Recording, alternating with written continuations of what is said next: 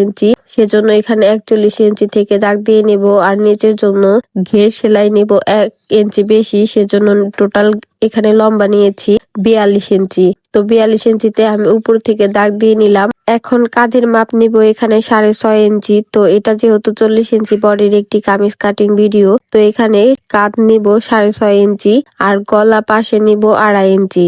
তো কাটিং করার সময় আমি কিন্তু 2 ইঞ্চি থেকে কাটিং করব, যখন সেলাই করব তখন কিন্তু আমার গলাটি এখানে 2.5 ইঞ্চি হয়ে যাবে। তো পিছনের গলা লম্বা নিয়েছি 3 ইঞ্চি এবং সামনের গলা লম্বা নিয়েছি আমি এখানে 6.5 ইঞ্চি। তো আর এখানে মোহরা বা আনমোল যেটাকে বলে, তো সেটা লম্বা নিলাম আমি 6.5 ইঞ্চি। তো কাজ যতটুকু নিব মোহরা লম্বা আর ঠিক ততটুকুই নিব। তো মোহরার ওখান থেকে আমি এখানে হাই লম্বা নেব এখানে 12 ইঞ্চি আর 12 ইঞ্চির মাঝ বরাবর 6 ইঞ্চিতে নিব প্যাটের মাপ। তো তোমরা অনেকে কিন্তু হাই বা হিপ বলে থাকো, তো সেটা কিন্তু তোমরা 12 বা 13 যার যতটুকু ইচ্ছা ততটুকু রাখতে পারো। তো এখানে বডি নিলাম 10 ইঞ্চি। তো বডি যতখানি নেব কোমরও কিন্তু সেম ততটুকুই হবে 10 ইঞ্চি।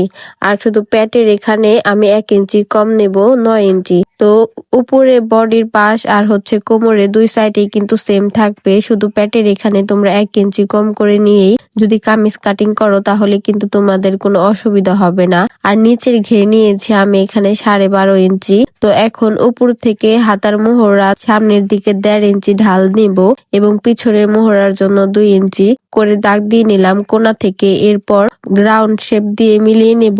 আর এখন শেপ কাটার দিয়ে সম্পূর্ণ মাপটুকু আমি স্কেলের সাহায্যে মিলিয়ে নেব উপর থেকে নিচ পর্যন্ত।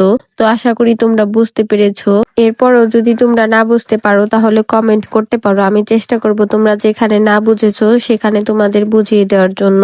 তো অনেকে শরীর থেকে কিন্তু মাপ নিতে পারে না, তো শরীর থেকে তোমরা যদি ফিতা দিয়ে মাপ নাও ফিটিং মাপের থেকে 3 ইঞ্চি লুজ নিয়ে কামিজ কাটিং করলেই তোমাদের কিন্তু কামিজের মাপটি হয়ে যাবে। তো দেখো এখানে কিন্তু আমি সাইডে থেকে 1 স্কেল পরিমাণে বেশি 1 ইঞ্চি পরিমাণে বেশি দাগ দিয়ে নিয়েছি সেলাইয়ের জন্য। তো আর যেটা তোমাদের সঙ্গে বলতেছিলাম যে তোমরা ফিতা দিয়ে মাপ দিলে ফিটিং মাপের থেকে 3 ইঞ্চি পরিমাণে লুজ নিবা। যেমন অনেকের বডি তোমার ফিতা দিয়ে যদি ধরো ফিটিং মাপের থেকে 40 ইঞ্চি হলো, তো 40 ইঞ্চি থেকে 3 ইঞ্চি লুজ 43 ইঞ্চিতে 43 ইঞ্চিকে 4 ভাগ করে তার 1 ভাগ মাপ নিয়ে কাটিং করে নেবে। আশা করি বুঝতে পেরেছো। তো দেখো এখন আমি কিন্তু দাগ বরাবর কাটিং করে নিচ্ছি। তো এটা কিন্তু আমার 40 ইঞ্চি বডির একটি কামিজ ছিল।